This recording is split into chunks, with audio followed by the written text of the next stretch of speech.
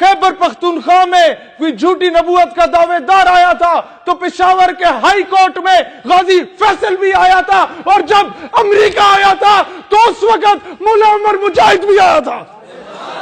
ہمارے آنے والی نسلیں وہ وقت دیکھیں گی۔ اصل انقلاب کیا ہے کہ جب بھی حکومت پولیس کو بھیجتی ہے ہمیں روکنے کے لیے تو انہی پولیس والوں کے بچے ہماری صفوں میں موجود ہوتے ہیں۔ اصل انقلاب کیا ہے کہ جب کوئی پولیس آفیسر ہمیں انکوائری کے لیے بلاتا ہے تو وہ ہمیں دیکھ کے ہنس پڑتا ہے کہ ہمارے گھروں میں تو بچے تم لوگوں کو سنا کرتے ہیں۔ اس بار 14 اگست میں نے کراچی شہر میں منائی، اور جب میں پشتونوں کے علاقوں سے گزر رہا تھا، کراچی میں بسنے والے پٹھانوں کے علاقوں سے، تو میرے سندھ کے صدر نے مجھے بتایا کہ یہ وہ جگہ ہے جہاں پر ملا عبد الغنی کو داڑھی سے نوچ کے گھسیٹا گیا اور امریکہ کے حوالے کیا گیا۔ میں نے کہا کہ وہ تو ماضی تھا، وہ تو مشرف جیسے ٹاؤٹ کے دور کی بات تھی، لیکن کیا ہے کہ ہمیشہ سے رہنے والا دین اسلام ہے۔ دور حاضر میں وہی ملا عبد الغنی برادر ہے جو امریکہ کو گھٹنے ٹیکنے پہ مجبور ہو گیا، اور مجھے اقبال کے اس شعر کی اس وقت جا کے سمجھ آئی کہ اللہ کو پامر دیے مومن پہ بھروسہ، ابلیس کو یورپ کی مشینوں کا سہارا۔ کافر ہے تو کرتا ہے شمشیر پہ بھروسہ، مومن ہے تو بے تیغ بھی لڑتا ہے سپاہی۔ ہمارے آنے والی نسلیں وہ وقت دیکھیں گی کہ جب تعلیمی نصاب میں سنڈریلا کی جگہ سیدہ ام عمارہ کو پڑھایا جائے گا۔ یہ جدوجہد جاری رکھو تو ہماری آنے والی نسلیں وہ وقت دیکھیں گی کہ جب مسٹر چپس کی جگہ صلاح الدین ایوبی کو پڑھایا جائے گا۔ یہ جدوجہد جاری رکھو تو ہمارے آنے والی نسلیں وہ وقت دیکھیں گی جب تعلیمی نصاب میں یہ بتایا جائے گا کہ قوم کی بیٹی ملالہ یوسفزئی نہیں ہے، قوم کی بیٹی ڈاکٹر عافیہ صدیقی ہے۔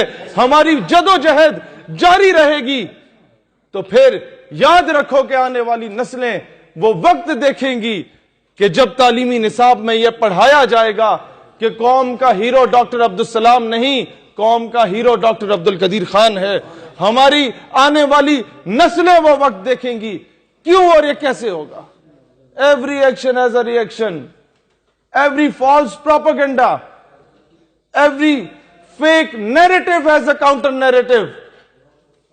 ہر پرابلم کا سلوشن ہوتا ہے۔ جب فرعون آیا تھا تو اللہ تعالیٰ نے حضرت موسیٰ کو بھیجا تھا۔ جب ابرہہ کے لشکر آئے تھے تو اللہ نے ابابیلوں کو بھیج دیا تھا۔ مرحب آیا تھا تو اللہ نے حیدر کرار کو بھیجا تھا۔ جب مسیلمہ کذاب آیا تھا تو اللہ نے صدیق اکبر کو بھیجا تھا۔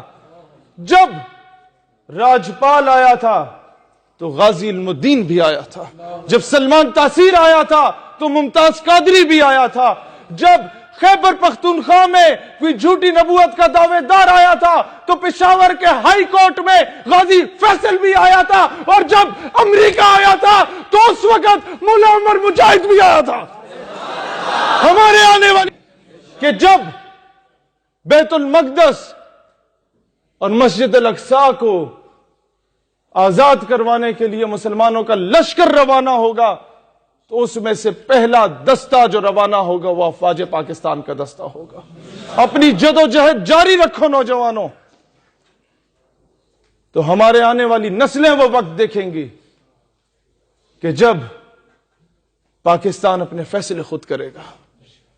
ہمارے آنے والی نسلیں وہ وقت دیکھیں گی کہ جب چوکو چوراہوں پہ داڑھی رکھنے والے، داڑھی مونچھ اور دستار رکھنے والے اور پانچوں کو ٹخنوں سے چڑھانے والوں کو بھی وہی عزت دی جائے گی جو ایک پینٹ کوٹ اور ٹائی پہننے والے کو دی جاتی ہے۔ تب حقیقی معنوں میں دو نہیں ایک پاکستان ہوا کریں گے۔ ہماری نسلیں وہ وقت دیکھیں گی کہ جب یونیورسٹیز میں دین کی تعلیم کو بھی لازمی قرار دیا جائے۔ ہمارے آنے والی نسلیں وہ وقت دیکھیں گی انشاءاللہ تعالی جب سلطنت عثمانیہ کی طرز پہ دوبارہ وہ خلافت کا نظام اس امت میں قیام ہوگا اس کا، اور اس کی جو پہلی بنیاد ہوگی وہ پاکستان سے رکھی جائے گی انشاءاللہ تعالی۔ دوست، اگر تم لوگ ایک چیز کا فیصلہ کر لو کہ گھما پھرا کے بات نہ کرو، اسٹریٹ فارورڈ ہو کے بات کرو، اللہ تعالیٰ تمہیں حقیقی معنوں میں ان غلامی سے آزادی دلائے گا۔ اگر تم اسٹریٹ فارورڈ رہو، یاد رکھنا کہ ہمیشہ تاریخ انہی لوگوں کو زندہ رکھتی ہے جو حریت پسند ہوتے ہیں، ڈٹ جاتے ہیں۔ بوٹ پالش کرنے والے اور تلوے چاٹنے والوں کی تاریخ میں کوئی جگہ نہیں ہے۔ یہ بات یاد رکھنا کہ بڑے بڑے گورنر آئے، ان کا جنازہ پڑھانے کو کوئی تیار نہیں ہوتا تھا، اور ایک 8,000 کمانے والے لیڈ فورس کے سپاہی کے نماز جنازہ سے دنیا واقف ہے۔ تاریخ ہمیشہ حریت پسندوں کو یاد رکھتی ہے، تاریخ ہمیشہ غازیوں کو یاد رکھتی ہے، تاریخ ہمیشہ ظلم اور فرعونیت کے سامنے ڈٹ کے کھڑے رہنے والوں کو یاد رکھتی ہے۔ دوستان ذی وقار، معیشت کا مسئلہ ہے، یہ کوئی مسئلہ نہیں۔ دوستان ذی وقار، مالی اعتبار سے کمزور ہیں، یہ کوئی مسئلہ نہیں۔ دنیا کی بڑے سے بڑے ٹیکنالوجی، دنیا کی ملٹری مائٹ امریکہ کے پاس تھی، رشیا کے پاس تھی۔ ہم نے اپنی آنکھوں کے سامنے انہیں افغانستان میں تباہ ہوتے دیکھا ہے۔ جب وہاں پر کوئی راکٹ گرتا تھا تو ہمارے طالبان خوش ہوتے تھے کہ اس لوہے کو بیچ کے ہم کوئی اپنا گزارا کر لیں گے۔ دہشت گرد جو اصل ہے اس کو دہشت گرد کہنا ہوگا، اور مجاہد کو عزت دینی ہوگی۔ ہمیں وہ داڑھی اور دستار کو عزت دینا ہوگی۔ ہمارے بڑے بڑے آفیسرز میس میں، ہمارے بڑے بڑے سرینا اور اس طرح کے ہوٹلز میں جو شخص آپ کے لیے دروازہ کھول کے آپ کو ویلکم کرتا ہے، اس کے سر پہ دستار ہوتی ہے، اس کے جسم پہ شیروانی ہوتی ہے، یا اس نے داڑھی مونچھ رکھی ہوتی ہے۔ یہ انگریزوں کے دور میں یہ چیز متعارف کرائی گئی تاکہ مسلمانوں کی ثقافت پہ حملہ کیا جائے۔ انگریزوں کے میس میں، فوجی میس میں وہ لوگ آ کے شراب تقسیم کیا کرتے تھے آفیسرز میں، صرف انہیں اجازت تھی جن کی داڑھی ہوگی، اور وہ لوگ آ کے سلوٹ کرتے تھے میم صاحب کو جنہوں نے مونچھیں رکھی ہوتی تھیں، تاکہ ٹیپو سلطان کی توہین کی جائے، تاکہ محمد بن قاسم کی اس ثقافت کی توہین کی جائے، تاکہ مسلمانوں کے شہاب الدین محمد غوری کی اس ثقافت کی توہین کی جائے۔ دوستان ذی وقار، پاکستان اس دن آزاد ہوگا جب ہمارے گیریزن میس میں اور ہمارے پی سی میں اور بڑے بڑے ہوٹلوں میں جو شخص آپ کے لیے دروازہ کھلا کرے گا، اس کے کندھوں پہ امریکی فوج کے رینک لگے ہوں گے اور اس نے پینٹ کوٹ اور ٹائی پہنی ہوگی۔ زمانہ بڑے شوق سے سن رہا تھا، ہم ہی سو گئے داستاں کہتے کہتے۔ اللہ تعالیٰ دین اسلام اور وطن عزیز پاکستان کا حامی و ناصر ہو۔ پاکستان امت کی ترجمانی کرے گا انشاءاللہ۔ اس ملک سے محبت اس لیے نہیں کہ یہاں پیدا ہوئے پلے بڑے، ہمیں اس لیے محبت ہے کیونکہ یہ جو پرچم ہے جو ہم سینے پہ لگا کے رکھتے ہیں، اس کو غور سے دیکھو، اس کی نسبت میرے آقا کے گنبد خضرا سے ہے۔ اس پرچم کا دشمن ہمارا دشمن ہے، اس پرچم کا دوست ہمارا دوست ہے۔ پاکستان واحد ریاست ہے ریاست مدینہ کے بعد جو اسلام کے نام پہ بنی، اگر اسلام کے نام پہ نہیں چل رہی تو آپ کا اور میرا قصور ہے۔